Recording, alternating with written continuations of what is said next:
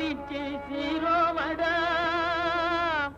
உண்மையா உழைக்கிற நமக்கு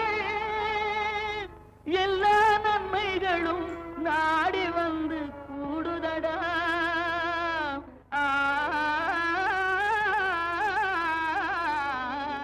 மாத்தி யோசிச்சேங்க பகுதியில் இன்று நீலகிரி மாவட்டத்திற்கேற்ற நீலகிரி இன செம்மறியாடுகளை பாதுகாப்பதற்காகவும் விவசாயிகளின் வாழ்வாதாரத்தை பெருக்குவதற்காகவும் தமிழ்நாடு கால்நடை மருத்துவ அறிவியல் பல்கலைக்கழகத்தின் கிளை பகுதியான சாண்டிநல்லா ஆடு இனவிருத்தி ஆராய்ச்சி நிலையம் மத்திய அரசின் சார்பில் நீலகிரி இன செம்மறியாடு பாதுகாப்பு திட்டம் என்ற திட்டத்தினை உருவாக்கி இதில் விவசாயிகளுக்கு ஆடு வளர்ப்பு பயிற்சி, ஆடுகளை தாக்கும் நோய்களை அவ்வப்போது கண்டறிந்து அவைகளுக்கு தேவையான சிகிச்சை முறைகளை அளித்து தீவன இடுபொருட்களை வழங்கி விவசாயிகளை ஊக்குவித்து வருகிறது.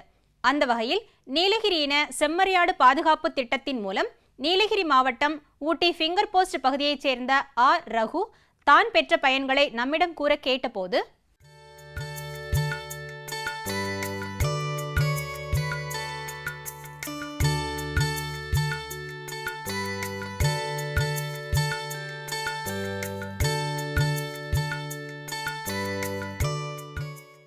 என் பேர் ரகுங்க.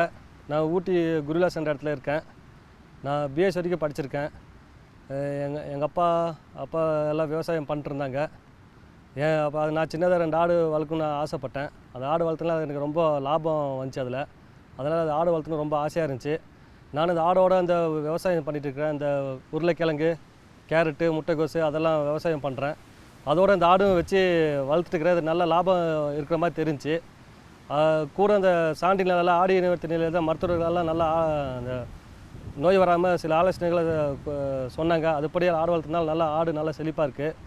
கூடவே அவங்க வந்து இந்த வறட்சி காலத்தில் தீவனம், மருந்து, பூச்சி மருந்து இதெல்லாம் கொடுத்தாங்க. இதனால் நல்லா இருக்குது நம்மளுக்கு. அப்புறம் ஆடு இனவரத்தில் நோய் தடுப்பூசியெல்லாம் போடுறதுனால இந்த நோய் வர்றதெல்லாம் தடுக்குது. அப்புறம் நம்ம ஆடுக்கு தேவையான இனவர்த்தி கிடங்களெல்லாம் அங்கேருந்து தராங்க.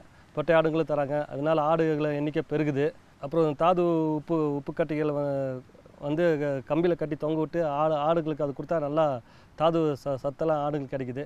இதனால் ஆடு நல்லா நோய் எதிர்ப்பு சக்தி உடையதாக ஆகுது. இந்த தீவனம் கொடுக்குறதுனால ஆடோட எடை கூடுது. அப்புறம் இந்த கிடா வந்து ரெண்டு வருஷத்துக்கு ஒரு டைம் கிடா வந்து அந்த இனப்பெருக்க கிடா வந்து மாற்றணும். அதுக்கு நல்லா போய் இந்த சாண்டி நல்லா போலி கடாவும் நல்லா ஆடும் தராங்க. இதனால் ஆடு இனவர்த்தி நல்லா திரள்ச்சியாக இருக்குது. ஆடுங்கள்லாம் ஆடு வளர்க்குறதுனால நல்லா லாபம் இருக்குங்க. இது மாதிரி ஆடு வளர்க்கங்க ஆசைப்பட்ட ஒரு சின்ன கொட்டாயும் மேய்ச்சல் இடம் இருந்தால் போதும், நல்லா அதிக லாபம் கிடைக்குங்க. சந்தையில் நல்லா விலை போகிறதுனால நல்லா லாபம் வருது. இதுக்கு அதிகமாக செலவு ஒன்றும் தேவையில்லை. ஒரு சின்ன கொட்டாயும் மேய்ச்சல் இடம் இருந்தால் போதும். மா, பலா, வாழை, கொய்யா, திராட்சை, மாதுளை போன்ற பழ வகைகளை கேள்விப்பட்டிருப்பீர்கள். ஆனால் லிச்சி பழத்தை கேள்விப்பட்டிருக்கிறீர்களா? மேலை நாட்டிலிருந்து நம் நாட்டிற்கு கொண்டு வரப்பட்ட இந்த லிச்சி பழம் புளிப்பு சுவையுடன் கொஞ்சம் பிரவுன் நிறத்தில் காணப்படும். இன்றைய வேளாண் தொழில்நுட்ப பகுதியில் லிச்சி பழமரம் குறித்து திண்டுக்கல் மாவட்டம் தடியன்குடிசை தோட்டக்கலை ஆராய்ச்சி நிலையத்தின் தோட்டக்கலை துறையின் உதவி பேராசிரியர் முனைவர் ஆர் அருண்குமார் அவர்கள் விளக்கம் தருகிறார்.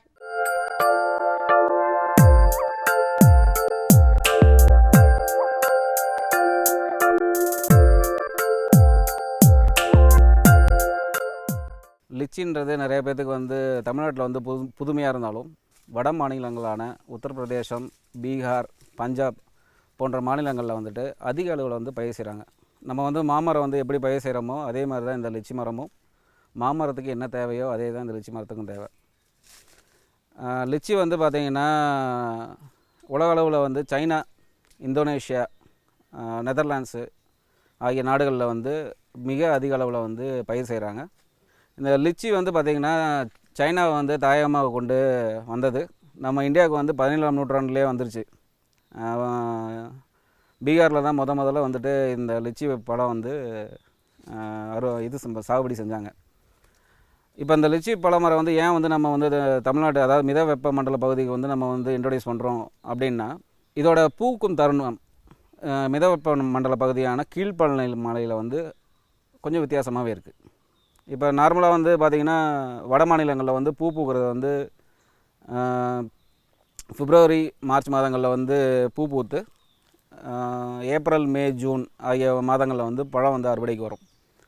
உலக அளவில் எடுத்துக்கிட்டோம்னா தடியங்குடிசை தவிர, அதாவது மற்ற நாடுகளில் பார்த்திங்கன்னா ஜூன் மாதத்தில் வந்து பூ பூத்து நவம்பர் டிசம்பர் காலங்களில் வந்துட்டு அறுவடைக்கு வருது. ஆனால் கீழ்பழனி மலையில் வித்தியாசமாக வந்து பார்த்திங்கன்னா ஆகஸ்ட் செப்டம்பர் மாதத்தில் வந்து பூ பூத்து ஜனவரி பிப்ரவரி மாதத்தில் வந்து பழம் அறுவடைக்கு வருது. இப்போ வந்து விவசாயிகள் வந்து பார்த்தோம்னா மாற்று பயிர்கள் வேணும். இப்போ வந்து நார்மலாக வந்து இப்போ பார்த்திங்கன்னா காஃபி, ஆரஞ்சு, மலவாழை, பலா இது மாதிரியான நிழல் மரங்கள் தான் போகிறாங்க. இப்போ வந்து மாற்று நிழல் மரங்கள் வேணும் அப்படின்னா இந்த லிச்சி வந்து ஒரு அருமையான தேர்வு. இது வந்து பார்த்திங்கன்னா நல்ல மகசூல் தரக்கூடிய ஒரு பழவகை. இன்னொன்று வந்து பார்த்திங்கன்னா நல்ல வருவாய் தரக்கூடிய ஒரு பழவகை. அதாவது குறைந்த செலவில் அதிக வருவாய் தரக்கூடிய ஒரு பழவகை. இந்த பழமரமானது பார்த்திங்கன்னா, அதாவது இது வந்து நம்ம வந்து நாற்றும் கொடுக்குறோம், ஒட்டும் கொடுக்குறோம். இது வந்து பார்த்திங்கன்னா ஒட்டு மூலயமா இனப்பெருக்கம் நம்ம செய்யும்போது வந்து 8வது வருஷத்தில் வந்து காய்க்கு வந்துடுது. நாற்று மூலயமா நம்ம கொடுத்தோம்னா அது வந்து 12 வருஷத்தில் வந்து காய்ப்புக்கு வருது. இப்போ இந்த நாற்றுகள் வந்து நம்ம வந்து தோட்டக்கலை ஆராய்ச்சி நிலையத்திலே வந்துட்டு பார்த்திங்கன்னா ஒட்டு பதியன் மூலமாக நம்ம கொடுக்குறோம்.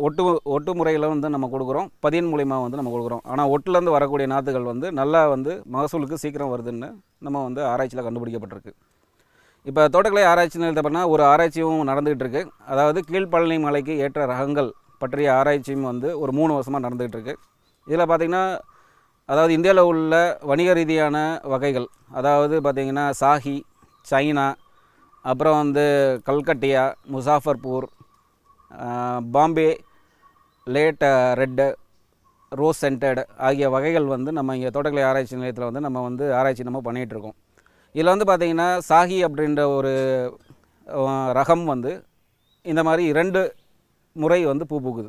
அதாவது ஆகஸ்ட் செப்டம்பர்லேயும் ஒரு தடவை பூவும், பிப்ரவரி மார்ச்சில் வந்து ஒரு பூவும் பூக்குது. அதனால் வந்து மகசூல் வந்து ரெட்டிப்பாகுது. இது வந்து வேறு எந்த மாநிலத்துலேயும் கிடையாது, வேறு எங்கேயுமே கிடையாது. இந்த கீழ்பழனியில் மட்டும்தான் வந்துட்டு இந்த மாதிரியான ஒரு வித்தியாசமான வந்து ஒரு பூ பூக்குது. இந்த பழத்துக்கு வந்து இன்னொரு பிரச்சனை என்ன அப்படின்னா, இந்த பழத்தை வந்து அதிகமாக வந்து வைத்திருக்க முடியாது. வைப்பு திறன் வந்து இதுக்கு வந்து ரொம்ப கம்மி. இப்போ நீங்கள் ஆப்பிள்லாம் எடுத்துக்கிட்டிங்கன்னா 6 மாதம் வரைக்கும் பார்த்திங்கன்னா குளிர்பதன அறையில் வச்சு நம்மளுக்கு வந்து மார்க்கெட்டுக்கு வருது. ஆனால் இந்த பழத்தை பொறுத்த வரைக்கும் அந்த மாதிரி கிடையாது. பழம் பறித்து 7 நாட்களில் வந்து இதை வந்து நம்ம வந்து உட்கொள்ளணும். அதனால் வந்து இது பழங்களோட தேவைகள் வந்து அதிகமாகுது. இப்போ நம்மளுக்கு வந்து ஜனவரி பிப்ரவரியில் வந்து நம்மளுக்கு வந்து கீழ்பழனி மலையில் வந்துட்டு மகசூல் கொடுக்குது அப்படின்னா, இந்த பகுதியை தவிர வேறு எந்த பகுதியிலுமே வந்துட்டு உங்களுக்கு வந்து லிச்சி வராது. அதனால் வணிக ரீதியாக பார்த்தோம்னா விவசாயிகளுக்கு இது ஒரு முக்கியமான பழப்பெயர். இப்போ நார்மலாக இந்த ஒரு மரம் அதை பார்த்திங்கன்னா 8வது வருஷத்தில் பார்த்திங்கன்னா ஒரு 5 கிலோ அப்படியே ஒவ்வொரு வருஷமும் வந்து ஒரு 4 கிலோ 5 கிலோ இப்படியே வந்து அதிகமாகும். 15 வருஷத்தில் பார்த்திங்கன்னா ஒரு மரம் வந்து 40 கிலோலேருந்து 60 கிலோ வரைக்கும் கொடுக்கக்கூடிய தன்மை கொண்டது. ஒரு கிலோவின் பழம் வந்துட்டு நம்ம வாங்கக்கூடிய இது வந்து 400 ரூபாய் வரைக்கும் போகுது. ஒரு கிலோ லிச்சி பழம் வந்து 400 ரூபாய் வரைக்கும் போகுது. அதே இது தோட்டத்தில் பார்த்திங்கன்னா 200 ரூபாய் வரைக்கும் வந்து எடுத்துக்கிறாங்க.